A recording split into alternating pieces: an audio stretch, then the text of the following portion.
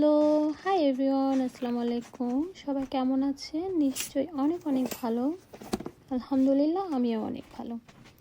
আজকে আমার bedroom cleaning রুটিনটা শেয়ার করব।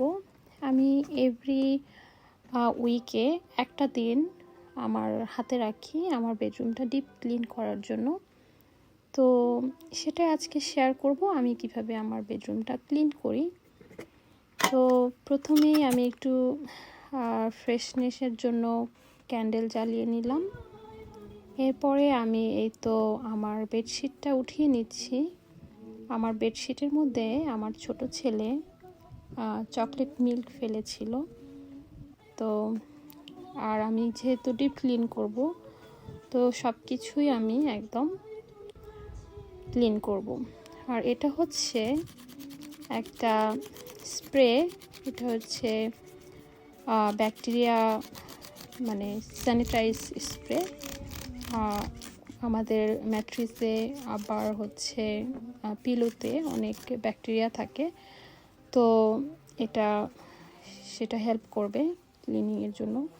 আর এটার স্মেলটা খুবই সুন্দর, তা আমি এটা সবসময় ইউজ করি। আর এই তো আমার বেডটা অ্যাকচুয়ালি হঠাৎ করে আমি দেখতে পেলাম আমার বেডের একটা স্ক্রু একটু ঢিলা হয়ে গিয়েছিল।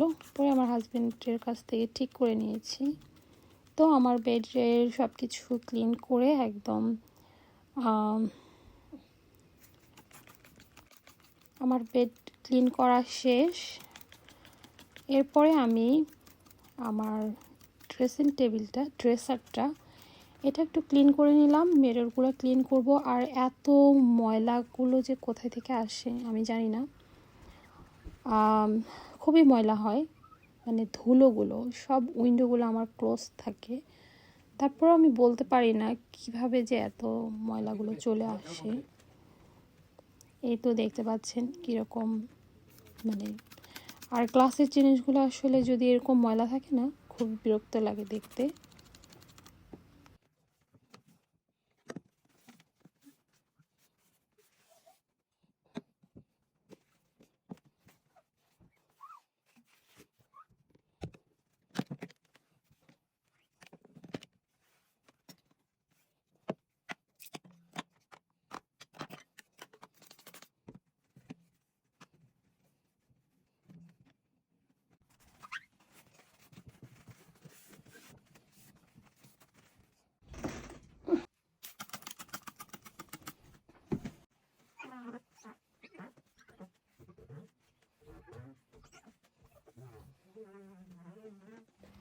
সব কিছুই আমার ক্লিন হয়ে গিয়েছে। সব কিছু ক্লিন দেখার পরে না এত শান্তি লাগে।